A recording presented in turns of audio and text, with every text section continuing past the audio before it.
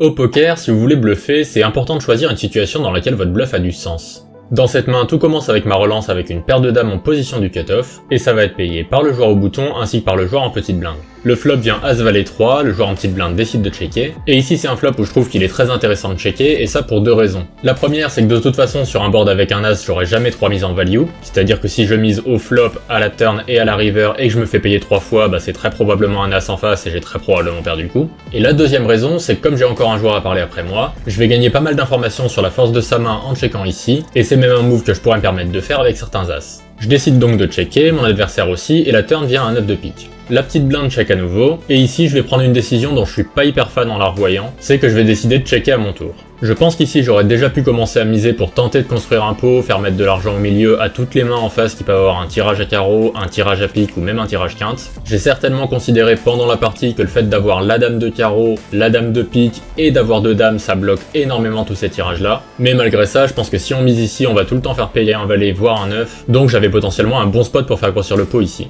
Mais vous allez le voir, sur une main, des fois, une mauvaise décision ça va rapporter plus de jetons qu'une bonne, puisque mon adversaire au bouton va checker lui aussi et la river ça va être le 6 de cœur. Le 6 de cœur c'est pas compliqué, c'est la river qui complète le moins de tirages possible. Elle fait pas rentrer les tirages couleurs ni à carreau ni à pique, et en plus de ça, le 6 c'est vraiment la seule hauteur du paquet qui ne complète aucune quinte sur le board. La petite blinde décide de miser, ici je décide de simplement payer pour essayer de prendre un peu plus de jetons grâce au troisième joueur, et ce troisième joueur justement, il va faire encore plus que nous donner les jetons du call puisqu'il va carrément relancer à tapis. Ici, comme je l'ai dit, il n'y a absolument aucun tirage qui est rentré, donc son histoire n'a pas trop de sens. Toutes les mains type Breland 3, Breland 9, paire d'As auraient déjà misé au flop ou à la turn pour essayer de prendre de la value sur tous les tirages qui étaient possibles sur ce board. Donc ici, la seule main qu'il peut vraiment représenter qui est susceptible de faire tapis sur cette river, ce serait Breland 6, mais ça ne fait finalement que 3 combinaisons possibles de paire de 6 en main. Tout le reste c'est du bluff, donc on va bien évidemment payer. Ici, il avait Roi 9 et on va donc gagner ce coup, mais ça montre bien l'importance de sélectionner les spots dans lesquels vous représentez quelque chose de crédible, avant d'essayer de faire un bluff pour tout le tapis de vos adversaires.